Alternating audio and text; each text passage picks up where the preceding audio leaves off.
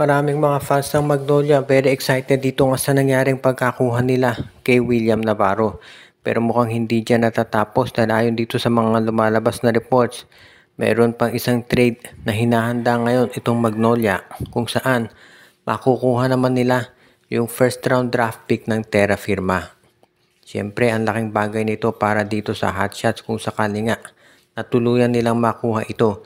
Dahil alam naman nating lahat na isa yan talaga dito sa inaasam ngayon ng mga teams dito sa PBA dahil sigurado na magiging number 1 pick yan dito sa susunod na draft. Ang balita kasi ayon sa mga reports ay ititrade daw ng Magnolia Chicken Templados itong si Rom De La Rosa o kaya itong si Jerick Misi kapalit ng number 1 pick ng Terra Firma. Maraming mga mabibigat na pangalan na posibleng sumali sa draft na makuha nila. Number 1 dyan itong si Quentin Brown, yung 6'11 center ng UP. Of course si Ren Sabando baka sumali din dito sa draft kung walang Korean team o Japanese team na magkaka-interest sa kanya. Nandyan din itong si Michael Phillips, yung kapatid ni Ben Phillips. At marami pang iba. Yung si DJ Fenner, posibleng sumali dyan. Si Darren Mayo. At marami pang ibang pangalan. Si Jason Brickman. Kaya sa tingin ko magiging maganda tong sitwasyon na yan para dito sa Magnolia Chicken Templados. Meron ding mga lumalabas na balita na kaya daw binibigay ngayon ni Alfrancis Chua yung malalakas na player sa Magnolia dahil hindi siya natuma dito sa nangyari sa SMB kung saan tinanggal yung appointee niya na si George Gallant.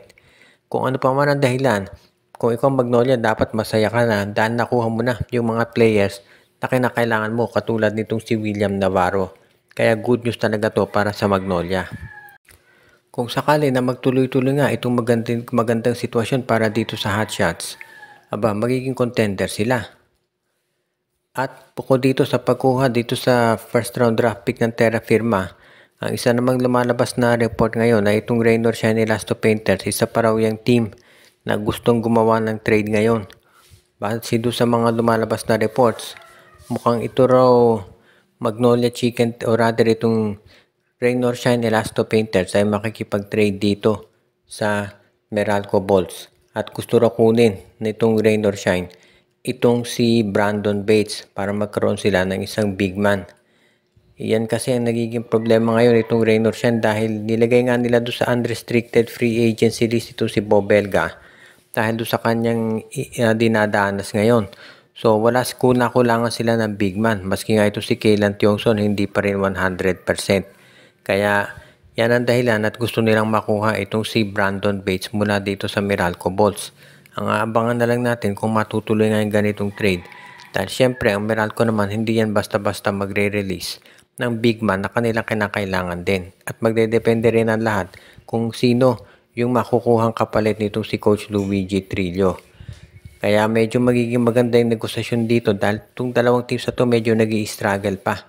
Alam natin defending champion ng Meralco pero nahihirapan na sila ngayon.